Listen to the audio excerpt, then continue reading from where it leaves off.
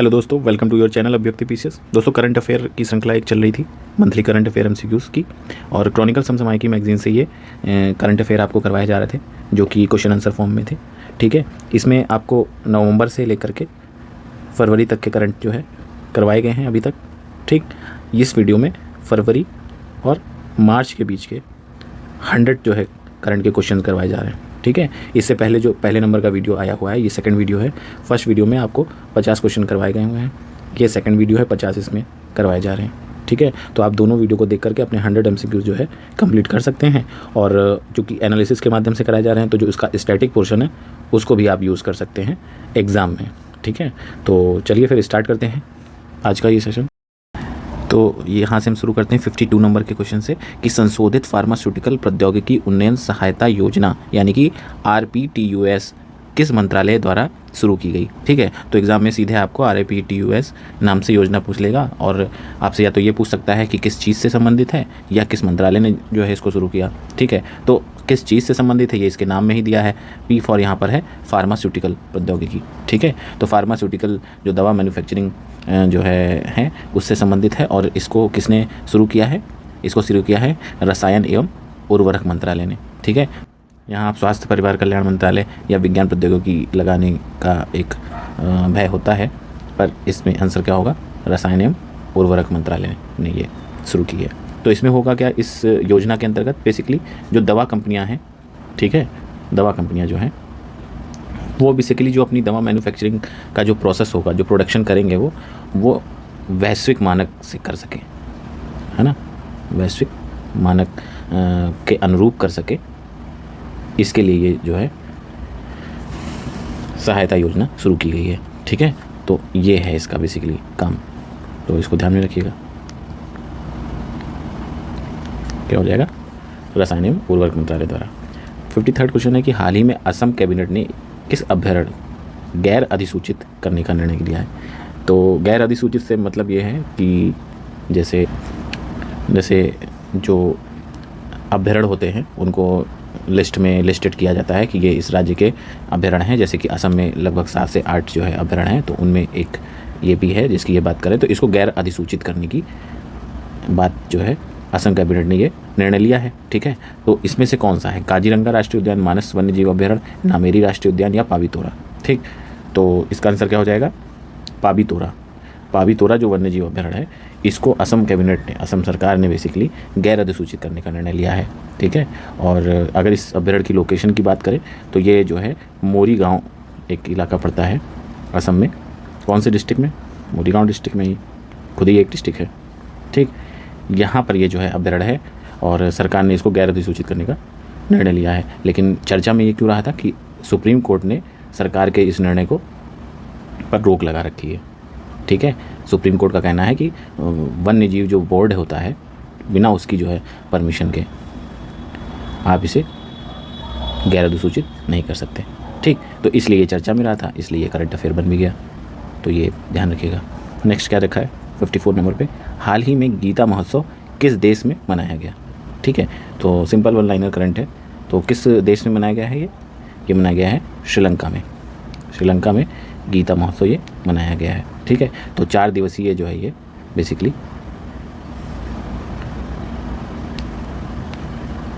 दिवसीय महोत्सव मनाया गया।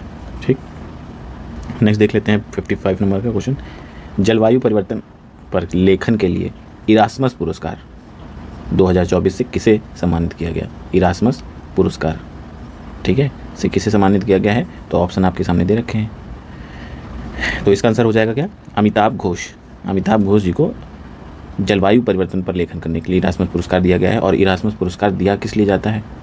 तो यूरोप के या यूरोप से बाहर, है ना, यूरोप से बाहर, तो यूरोप से या यूरोप से बाहर सांस्कृतिक या सामाजिक क्षेत्र में अगर किसी ने कोई विशेष योगदान दिया है तो उसको ये पुरस्कार बेसिकली दिया जाता है, इरास्मस पुरस्कार। ठीक है, तो ये भारत के किसको दिया गया है? अमिताभ घोष जी को। ये याद रखिएगा कि इरास्मस पुरस्कार किसे प्राप्त हुआ, तो ये इसलिए मिलता है, ये ध्यान रखिएगा। 56 देखते हैं कि हाल ही में आयोजित सी डिफेंडर्स 2024 एक्सरसाइज जो है वो भारत और किस देश के मध्य एक संयुक्त तटरक्षक अभ्यास था। तो क्या है सी डिफेंडर्स? तो किसके बीच में हुआ? USA, Canada, Britain, Denmark. तो ये हुआ है USA के साथ भारत के, ठीक है। तो ये कहाँ पे हुआ है ये भी कभी कभी पूछ लेते हैं। तो ये पोर्ट ब्लेयर, आप जानते हैं ये पोर्ट ब्लेयर कहाँ है? अंडमान निकोबार में, ठीक है। तो वहाँ पर ये एक्सरसाइज हुई है और दोनों ही सेनाओं के कोस्ट गार्ड जो हैं, दोनों ही देश के जो कोस्ट गार्ड हैं, सॉरी, उन्होंने जो है ये कोस्ट गार्ड जो फोर्स है उनके द्वारा संपन्न किया गया, ठीक। नेक्स्ट देख लेते हैं कि किस राज्य में हाल ही में विधवा पुनर्विवाह प्रोत्साहन योजना शुरू की गई? विधवा पुनर्विवाह प्रोत्साहन योजना शुरू की गई। तो सीधे सीधे से आप देख लीजिए, इस तरह से क्वेश्चन पूछे जा सकते हैं, ठीक है। तो विधवा पुनर्विवाह प्रोत्साहन योजना है, इंपॉर्टेंट है, ये झारखंड सरकार द्वारा ये शुरू की गई है, ठीक है। नेक्स्ट देखते हैं 58, ऑस्कर 2024 में सर्वश्रेष्ठ अभिनेता का अवार्ड किसे मिला? तो ये आपके सामने नाम दे रखे हैं कुछ। तो ये अवार्ड किसको मिला है? किलियन मर्फी को। किलियन मर्फी एक आयरिश एक्टर है, ठीक। और इन्हें जो है इनकी पिक्चर ओपेनहाइमर, अभी जो हाल ही में परमाणु बम के आविष्कार से रिलेटेड बनी हुई है, इस फिल्म को भी ऑस्कर अवार्ड मिला है। इसके लिए जो है किलियन मर्फी इनके जो एक्टर थे उन्हें मिला है अवार्ड, ये तो ये याद रखिएगा। इसके अलावा 59 नंबर का क्वेश्चन है कि 71वें मिस वर्ल्ड का खिताब जीतने वाली क्रिस्टीना पेजकोवा किस देश से संबंधित हैं? तो ये किस देश से संबंधित हैं? तो ये हो जाएंगे कहाँ से, कहाँ की हो जाएंगे? चेक रिपब्लिक की, ठीक। तो चेक रिपब्लिक की ये कंटेस्टेंट थी जिन्होंने 71वें नंबर का मिस वर्ल्ड का खिताब जीता है। और भारत की तरफ से किसने जो है इसमें भागीदारी ली थी? तो ये ली थी कौन? शेनी शेट्टी, ठीक। इन्होंने यहाँ पर भागीदारी की थी, ठीक। चलिए नेक्स्ट देख लेते हैं। तो नेक्स्ट दे रखा है कि कैटलेस एक्सप्रेस 2024 अभ्यास का आयोजन किस देश द्वारा किया गया? तो क्या है कैटलेस एक्सप्रेस? तो ये किसके द्वारा हुआ है? सेशल्स के द्वारा, ठीक। सेशल्स एक द्वीप समूह है हिंद महासागर में, उसके द्वारा हुआ है। और ये बेसिकली जो अभ्यास है वो जो पूर्वी अफ्रीका का तट है, ठीक, और पश्चिमी जो है आप हिंद महासागर की क्षेत्र जो है, इस क्षेत्र के मध्य हुआ है ये अभ्यास, ठीक है। तो ये है ये, और ये बेसिकली सेशल्स और US जो है जो की फोर्स है उसके द्वारा जो है आयोजित करवाया गया। तो बेसिकली सेशल्स ने ही आयोजित करवाया था, जिसमें US फोर्स का भी योगदान है, ठीक। 61 नंबर का देखते हैं कि पशु तस्करी पर अंकुश लगाने के लिए किस राज्य या केंद्र शासित प्रदेश ने हाल ही में ऑपरेशन कामधेनु शुरू किया? तो पशु तस्करी पर अंकुश लगाना है और राज्य का नाम बताना है, और ऑपरेशन कामधेनु इंपॉर्टेंट क्वेश्चन है, मार्क कर लीजिए। ये किसने जो है शुरू किया है? तो ये जम्मू कश्मीर राज्य ने, केंद्र शासित प्रदेश ने शुरू किया ऑपरेशन कामधेनु। किस लिए है? पशु तस्करी पर अंकुश लगाने के लिए, ठीक। नेक्स्ट देखते हैं 62, अटल इनोवेशन मिशन एम ने हाल ही में स्कूलों में फ्रंटियर टेक्नोलॉजी लैब FTL स्थापित करने के लिए किस कंपनी के साथ सहयोग किया है? तो फ्रंटियर टेक्नोलॉजी लैब स्थापित करनी, इससे पहले आपने अटल टिंकरिंग लैब सुना था, अब ये फ्रंटियर टेक्नोलॉजी लैब्स हैं, इनको स्थापित कर। तो कौन सी कंपनी है वो है मेटा, फेसबुक वाली, फेसबुक, इंस्टाग्राम और व्हाट्सएप, जिनके जो हेड हैं वो कौन है? मार्क जुकरबर्ग, ठीक। तो इसने जो है ये जो है फ्रंटियर टेक्नोलॉजी लैब्स FTI स्थापित करने के लिए अटल इनोवेशन मिशन से सहयोग समझौता किया है, ठीक है। तो ये आपका जो है हो गया। अब अगर इन फ्रंटियर टेक्नोलॉजी लैब की बात करें तो ये बेसिकली एडवांस वर्जन है किसका? अटल टिंकरिंग लैब का, ठीक है, ये बस ध्यान रखना है। तो नेक्स्ट है 63 नंबर क्वेश्चन, भारत के किस राज्य में विश्व की सबसे लंबी ट्विन लेन टनल का उद्घाटन किया गया है? तो ट्विन लेन टनल का उद्घाटन हाल ही में किया गया है, जो विश्व की सबसे लंबी जो है टनल है ट्विन लेन वाली। तो ये ऑप्शन आपके सामने है, अरुणाचल प्रदेश, उत्तराखंड, मणिपुर या हिमाचल प्रदेश। तो ये उद्घाटन कहाँ हुआ है? अरुणाचल प्रदेश में, ठीक है। अरुणाचल प्रदेश में सेला टनल नाम से, सेला टनल परियोजना नाम से ये जो है शुरू हुई है, उद्घाटन हुआ है। और इसमें दो जो है बेसिकली टनल हैं, दो भाग में। तो एक जो है वो लगभग 1003 मीटर लंबी है और दूसरी 1500 मेरे ख्याल से 95 मीटर जो है लंबी टनल है। ठीक है, तो ये सिंगल ट्यूब टनल है पहली वाली, और ये जो है किस तरह की है, ये इमरजेंसी एग्जिट वाली जो है टनल बनाई गई है। ठीक, तो ये जो है बेसिकली सबसे लंबी ट्विन लेन टनल बनाई गई है, तो ये याद रखना आपको। नेक्स्ट देख लेते हैं, NLC India green energy limited ने हाल ही में सौर ऊर्जा परियोजना के लिए किसके साथ समझौता किया है? तो NLC इंडिया लिमिटेड कंपनी का नाम आपने सुना ही है, नवरत्न कंपनी है ये भारत की, PSUs में आती है। इसने समझौता किया है, तो किसके साथ समझौता किया है?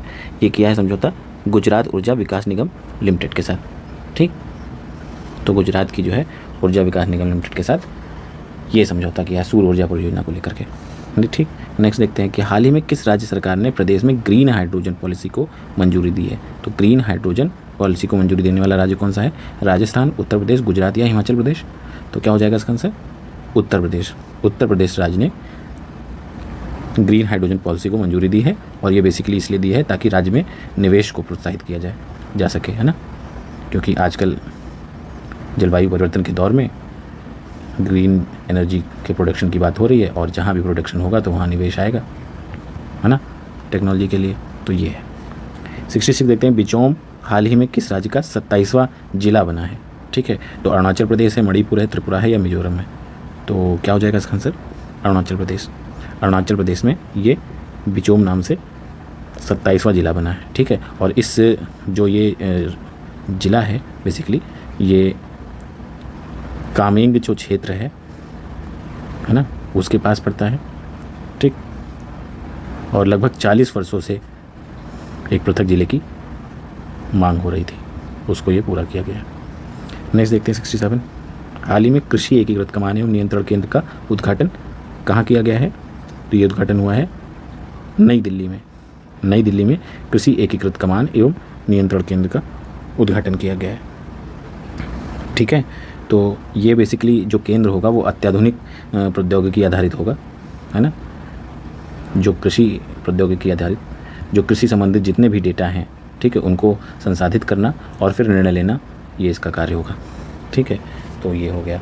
68 नंबर देख लेते हैं कि स्कूल मृदा स्वास्थ्य कार्यक्रम किस मंत्रालय की एक संयुक्त पहल है? तो ये किस मंत्रालय की है? स्कूल मृदा स्वास्थ्य कार्यक्रम, यानी कि स्कूल की बात कर रहा है तो शिक्षा मंत्रालय इन्वॉल्व होना चाहिए, और मृदा स्वास्थ्य की बात हो तो कृषि। तो इसमें कौन सा आंसर हो जाएगा? तो ये आंसर हो जाएगा बी, शिक्षा मंत्रालय एवं कृषि एवं किसान कल्याण मंत्रालय। ठीक है, तो इसमें किया क्या जाएगा बेसिकली, इसमें जितने भी आपके जो ग्रामीण क्षेत्र में केंद्रीय जो स्कूल हैं, ठीक है, केंद्रीय स्कूलों में और नवोदय स्कूलों में कम से कम 20-20 स्कूलों में 20-20 जो है इस तरह की प्रयोगशालाएं खोली जाएंगी, मृदा परीक्षण वाली प्रयोगशालाएं खोली जाएंगी, और जिसमें स्टूडेंट को और किसको, शिक्षक को, दोनों को प्रशिक्षण दिया जाएगा मृदा स्वास्थ्य के बारे में। तो ये बेसिकली ये इस कार्यक्रम का मेन थीम है, और इसे शिक्षा मंत्रालय और कृषि एवं किसान कल्याण मंत्रालय द्वारा शुरू की गई। 69 देखते हैं कि भारतीय रिजर्व बैंक ने स्थानीय मुद्राओं के उपयोग को बढ़ावा देने के लिए किसके साथ समझौता किया है? तो ये सभी बाहर के जो बैंक हैं उनमें से किसी एक को, तो ये समझौता हुआ है बैंक इंडोनेशिया के साथ, स्थानीय मुद्राओं को बढ़ावा देने के लिए इन बैंक इंडोनेशिया के साथ। तो इसको ध्यान में रखिएगा। अगला क्वेश्चन नेक्स्ट देखते हैं। नेक्स्ट है कि 70 कौन सा देश हाल ही में अंतर्राष्ट्रीय सौर गठबंधन का नया सदस्य बना है? सौर गठबंधन का नया सदस्य बनने वाला देश कौन सा है? Venezuela, Brazil, Argentina, Panama? तो ये आंसर हो जाएगा क्या? पनामा। ISA अंतर्राष्ट्रीय सौर गठबंधन को ज्वाइन किया है। अब ISA की अगर बात करें तो 2015 में इसका गठन हुआ। हेडक्वार्टर कहाँ है? गुरुग्राम में। ठीक है, 2 कंट्रियों ने मिलकर शुरू किया, इंडिया ने एंड फ्रांस ने। ठीक है, और अब तक कितनी 120 प्लस देश इससे जुड़ चुके हैं। ठीक, चलिए नेक्स्ट देखते हैं। भारतीय नौसेना ने हिंद महासागर क्षेत्र में अपनी परिचालन क्षमताओं को बढ़ाने के उद्देश्य से लक्षद्वीप के किस द्वीप में अपना नया बेस INS जटायु स्थापित किया है? तो कवारत्ती, अमीनी, मिनिकॉय, यागाती? तो ये हो जाएगा क्या? मिनिकॉय। मिनिकॉय जो द्वीप है लक्षद्वीप का ही पार्ट है, तो वहाँ पे ये INS जटायु स्थापित किया है। और मिनिकॉय आप जानते ही हैं लक्षद्वीप से मिनिकॉय 8 डिग्री चैनल से पृथक होता है। ठीक, तो ये भी प्रश्न फिल्म में पूछा जा सकता है, ध्यान रखिएगा। नेक्स्ट है कि हाल ही में किस राज्य सरकार ने एआई केंद्र स्थापित करने के लिए विश्व आर्थिक मंच के साथ सहयोग किया है। तो भारत में अगर एआई की बात की जाए तो जाहिर सी बात है कर्नाटक का नाम जरूर आएगा। बेंगलुरु सिटी जानते हैं आप आईटी के लिए फेमस है, तो वहाँ पर सबसे पहले आएगा। तो यही आंसर भी सही है। और किसके साथ समझौता हुआ? विश्व आर्थिक मंच के साथ, यानी कि WEF। ठीक। और WEF की गठन की बात करें तो 1971 में इसका गठन हुआ था। तो ये भी आप ध्यान रखिएगा, स्विट्जरलैंड में इसका हेडक्वार्टर है।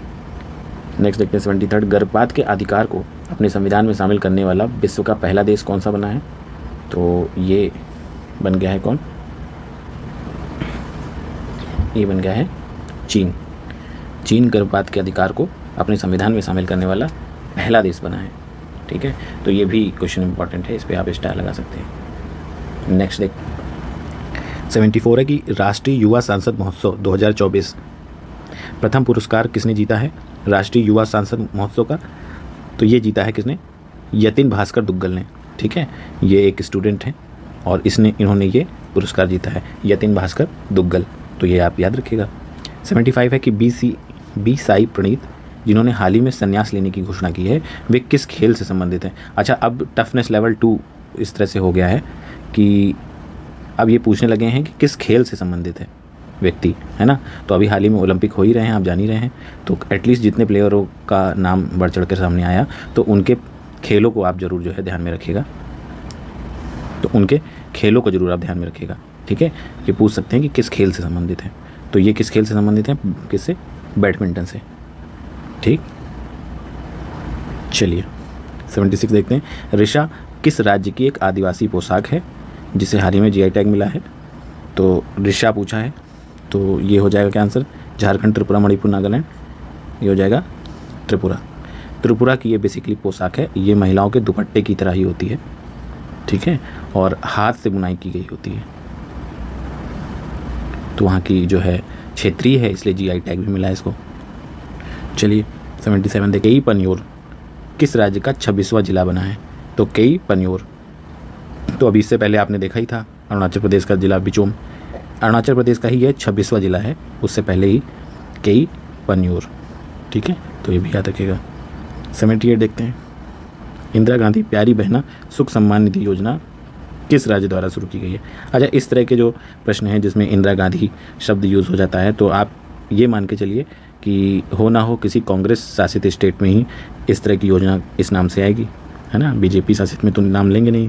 तो अब इसमें से अगर आप देखें तो हिमाचल प्रदेश एकमात्र ऐसा स्टेट आज की डेट में है जहां कांग्रेस की सरकार है, और यही आंसर भी है। पंजाब में आपकी सरकार है, और राजस्थान में भी बीजेपी है, झारखंड में झारखंड मुक्ति मोर्चा है ना।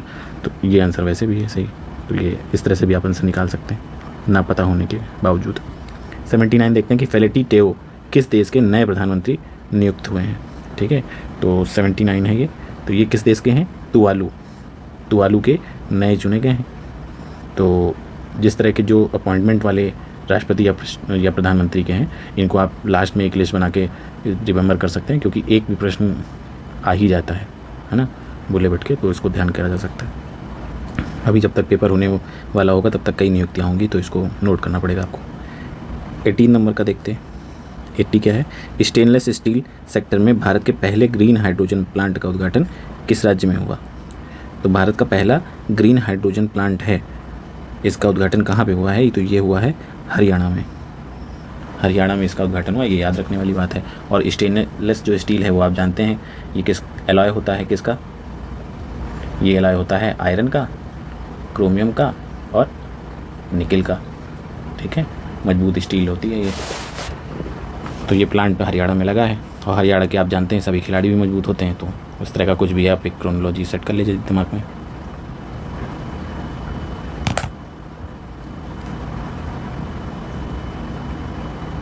नेक्स्ट देखते हैं 81 नंबर। देश ने हाल ही में RS-2 यार्ड्स अंतर महाद्वीपीय बैलिस्टिक परमाणु मिसाइल का परीक्षण किया। किस देश ने? RS-2 24 yards. तो अमेरिका, रूस, चीन, फ्रांस, किसने किया है? ये किया है रूस ने। ठीक है, तो रूस ने ये मिसाइल जो है इंटरकॉन्टिनेंटल है, अंतर महाद्वीपीय, मतलब रूस अपने अगर देश से इसको लॉन्च करता है तो वो दूसरे महाद्वीप के किसी स्टेट को प्रभावित कर सकता है, इस मिसाइल से टारगेट कर सकता है। और बैलिस्टिक मिसाइल होती है प्री डिसाइडेड टारगेट पर अटैक करने के लिए, है ना। तो ये भी एक बात है, तो यार्ड्स नाम से आप याद रखिएगा। नेक्स्ट है 82 नवाचारों को प्रोत्साहन देने के लिए अदिति योजना किस क्षेत्र से संबंधित है। तो नवाचारों को प्रोत्साहित कर रही है ये योजना, और किस क्षेत्र से संबंधित है, ये है रक्षा क्षेत्र से। ठीक, तो रक्षा क्षेत्र से संबंधित है, और इसमें लगभग बजट में 750 करोड़ रुपए का आवंटन किया गया है, बजटीय समर्थन दिया गया है इस योजना के तहत। और इसमें रक्षा संबंधी जितने भी इनोवेशन एंड डेवलपमेंट किए जा सकते हैं उसको बेसिकली जो है फंड किया गया है। ठीक, तो ये है। नेक्स्ट है 83 किस मंत्रालय को वित्त वर्ष 2023-24 के लिए खातों में सर्वश्रेष्ठ प्रदर्शन यानी बेस्ट परफॉर्मेंस इन अकाउंट हेतु सम्मानित किया गया है। बेस्ट परफॉर्मेंस इन अकाउंट, तो ये कौन सा मंत्रालय है? गृह मंत्रालय, वित्त मंत्रालय, उद्योग वाणिज्य या सूचना प्रसारण मंत्रालय। इस मंत्रालय ने जो वित्तीय प्रदर्शन किया है, जैसे राजस्व का एकत्रीकरण या अपने शेयर धारकों या हितधारक जो हैं उनके हितों का समर्थन और प्रोत्साहन के लिए जो कार्य किया है, उसके चलते बेस्ट परफॉर्मेंस इन अकाउंट का जो है अवार्ड इनको मिला है। ठीक है, तो ये याद रखिएगा, सूचना एवं प्रसारण मंत्रालय। 84 है कि हाल ही में चर्चा में रहा मेलानोक्लेमिस द्रौपदी निम्नलिखित में से किससे संबंधित है। ठीक है, तो ये प्रजाति की खोज की गई है जिसे माननीय राष्ट्रपति महोदया के नाम से भी जोड़ दिया गया है। तो ये है हेड शील्ड समुद्री स्लग की एक नई प्रजाति है। ठीक है, ये जो है अकशेरुकीय जीव की कैटेगरी में आता है, अकशेरुकीय जीव। ठीक है, उभयलिंगी होता है ये बेसिकली। तो अब इसका नाम याद रख सकते हैं, बस ये ध्यान रखिए बस।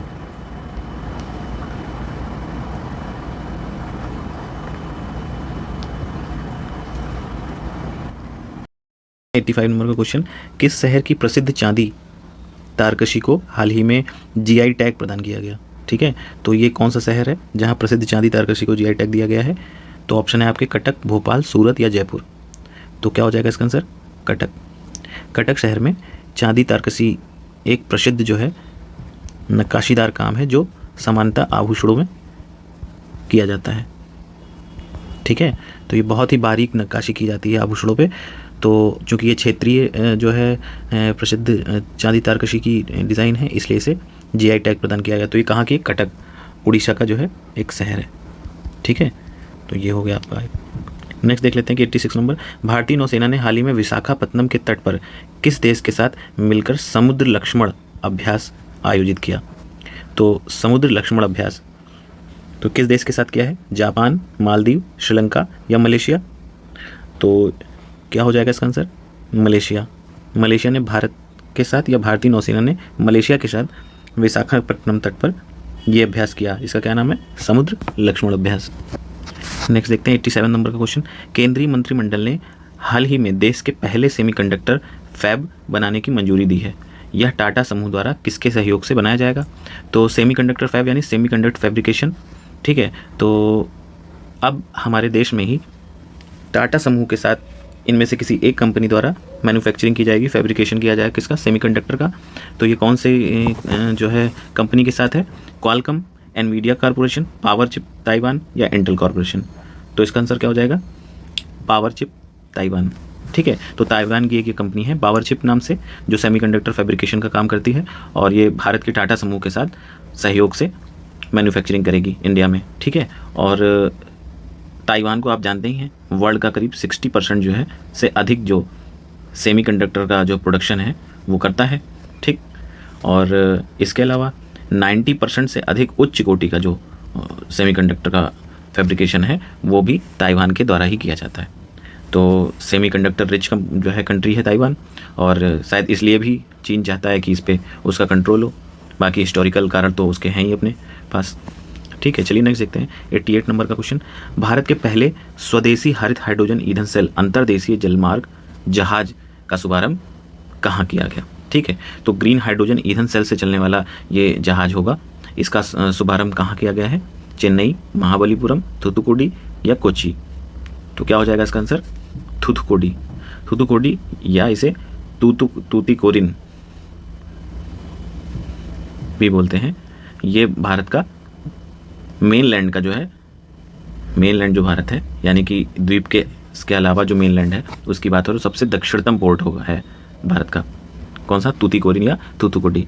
तो यहाँ से जो है इसका शुभारंभ किया गया, तो ये ध्यान रखिएगा। तमिलनाडु का एक शहर है। 89 है कि प्रधानमंत्री नरेंद्र मोदी ने गुजरात में अरब सागर के ऊपर भारत के सबसे लंबे केबल आधारित पुल सुदर्शन ब्रिज का उद्घाटन किया है।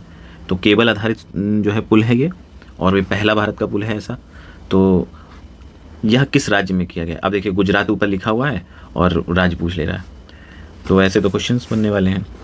खैर ये तो केवल एक मैगजीन का क्वेश्चन है, यहाँ यूपी पीसीएस 4 से 5 सवाल हर बार गलत कर देता है, तो प्रेरणा वहीं से मिल रही होगी इनको भी। तो खैर इसका आंसर तो खैर गुजराती है। और ये सुदर्शन ब्रिज बना कहाँ है? तो जानते हैं आप कि गुजरात में ईस्ट सबसे वेस्ट साइड में जो है ओखा पोर्ट शहर है, ठीक है, वहाँ से समुद्र में ही द्वारका जो होली प्लेस है हिंदुइज्म का, श्री कृष्ण भगवान का, ठीक, बना हुआ, ठीक है। तो इन दोनों स्थानों को जोड़ने के लिए सुदर्शन ब्रिज बनाया गया है। अब सुदर्शन ब्रिज नाम भी इसलिए है क्योंकि ये श्री कृष्ण भगवान द्वारका मंदिर है वहाँ पर, तो इसलिए भी नाम दिया गया होगा सुदर्शन। तो आप ऐसे भी याद कर सकते हैं, ठीक है। चलिए नेक्स्ट देखते हैं। 90 प्रधानमंत्री नरेंद्र मोदी ने 26 फरवरी 2024 को किस राज्य के पहले रेलवे स्टेशन की आधारशिला रखी? तो ये भारत में ही एक ऐसा राज्य है जहाँ अभी तक कोई भी रेलवे स्टेशन नहीं था। आप सोच सकते हैं 21st सेंचुरी में ऐसा भी राज्य है भारत में जहाँ अभी तक कोई रेलवे स्टेशन नहीं था। तो राज्य का पहला रेलवे स्टेशन की आधारशिला कहाँ रखी गई है? सिक्किम में। सिक्किम राज्य में पहला रेलवे स्टेशन अब बनने जा रहा है। तो मे भी इसकी टोपोग्राफी ऐसी होगी इसलिए भी यहाँ पर ये व्यवस्था नहीं हो पाई है, लेकिन फिर भी अब तक तो हो ही जानी चाहिए थी। 91 नंबर का क्वेश्चन देखते हैं। ABPMJAY के तहत हाल ही में 5 करोड़ आयुष्मान कार्ड जारी करने वाला पहला राज्य कौन बना है? तो पहला राज्य ऐसा कौन सा है जो प्रधानमंत्री जन औषधि योजना के तहत 5 करोड़ आयुष्मान कार्ड जारी करने वाला राज्य बना है? तो इसका आंसर हो जाएगा क्या? उत्तर प्रदेश। उत्तर प्रदेश राज्य 5 करोड़ आयुष्मान कार्ड जारी करने वाला पहला राज्य बना है, ठीक है। नेक्स्ट देखते हैं 92 नंबर का क्वेश्चन कि इंटरनेशनल बिग कैट अलायंस का मुख्यालय किस देश में स्थापित किया गया है? तो किस देश में स्थापित किया गया है? ये स्थापित किया गया है सूरीनाम, नाइजीरिया, तंजानिया या भारत। तो इसका मुख्यालय भारत में स्थापित किया गया है। और इंटरनेशनल बिग कैट अलायंस की स्थापना किस देश ने की है? भारत ने ही की है 2023 में। जो इनका टाइगर प्रोजेक्ट था, ठीक है, उसकी 50वीं वर्षगांठ पर बिग कैट अलायंस की घोषणा की थी, स्थापना की थी बेसिकली। और इसमें बिग कैट अलायंस की जहाँ तक बात की जाए तो बिग कैट में शामिल होने वाले जैसे चीता हो गया आपका, ठीक है, शेर हो गया, तेंदुआ हो गया या हिम तेंदुआ हो गया, प्यूमा आप जानते होंगे, है ना, और जगुआर जानते होंगे, ठीक है। तो जितने भी इस तरह की प्रजाति की जो बिग कैट हैं बेसिकली उनको इसमें शामिल किया जाता है। तो इनके संरक्षण के लिए, बेसिकली संरक्षण के प्रयासों के लिए ये अलायंस बनाया गया है, ठीक है। तो भारत में इसका हेडक्वार्टर है और भारत ने इसकी पहल की। नेक्स्ट देख लेते हैं 93 नंबर का क्वेश्चन। भारत में तेंदुओं की स्थिति रिपोर्ट के अनुसार देश में तेंदुओं की सर्वाधिक संख्या किस राज्य में है? तो सर्वाधिक संख्या किस राज्य में है? तो सर्वाधिक संख्या है मध्य प्रदेश में। मध्य प्रदेश में देश में सबसे अधिक तेंदुए पाए जाते हैं, लगभग 3000 प्लस तेंदुए हैं। आप एक बार इसकी रिपोर्ट को चेक कर लीजिएगा, ठीक है। चलिए 94 नंबर का क्वेश्चन देखते हैं। विश्व की पहली वैदिक घड़ी किस शहर में स्थापित की गई? वैदिक घड़ी। तो वैदिक घड़ी क्या होती है बेसिकली? तो वैदिक घड़ी में अगर आप मोटा माटी समझे तो इस घड़ी में मुहूर्त, ठीक है, पंचांग है, ग्रहों की स्थिति जैसी आदि चीज़ों का भी प्रदर्शन किया जाएगा। और इसका जो प्रोसेस है समय दिखाने का, तो वो बेसिकली दो जो सूर्योदय हैं, 2 सूर्योदयों के बीच का जो समयावधि है, ठीक है, उसको बराबर 30 भागों में बांटकर समय की गणना करती है। तो ये किस जिले में जो है स्थापित की गई घड़ी? तो ये है उज्जैन में। उज्जैन में महाकालेश्वर मंदिर है ही, आप जानते हैं, तो उसी शहर में ये स्थापित की गई है। नेक्स्ट देखते हैं 95। भारत की जन औषधि योजना में शामिल होने वाला पहला देश कौन है? तो देखिए यहाँ लिखा हुआ जन औषधि योजना में शामिल होने वाला देश, मतलब ये है भारत की योजना और इसमें अब देश शामिल हो रहा है, देख रहे हैं आप। तो जबकि ये क्वेश्चन कुछ अलग तरीके से पूछना चाहिए। अभी आप इसके जब ऑप्शन देखेंगे तो आपको समझ में आएगा कि बेसिकली जन औषधि केंद्र खोला गया है, ठीक है, भारत के बाहर। तो भारत के बाहर, तो प्रश्न ये होना चाहिए कि भारत की हाल ही में भारत की जन औषधि योजना के तहत भारत के बाहर जन औषधि केंद्र किस देश में खोला गया है, ये होना चाहिए। लेकिन अब चूँकि यूपी पीसीएस भी इस तरह के 4-5 सवाल गलत पूछ ही लेता है, तो प्रेरणा वहीं से इनको मिल रही है, ठीक है। तो इसका ऑप्शन देखते हैं क्या है, कंबोडिया, श्रीलंका, थाईलैंड या मॉरिशस। तो भारत के बाहर जन औषधि केंद्र कहाँ खोला जा रहा है, मॉरिशस में, ठीक है। तो मॉरिशस के साथ जो है बेसिकली ये चीज़ हुई है। 96 नंबर का क्वेश्चन देखते हैं कि रिलायंस इंडस्ट्रीज़ और रिलायंस फाउंडेशन द्वारा हाल ही में शुरू की गई वनतारा पहल किससे संबंधित है।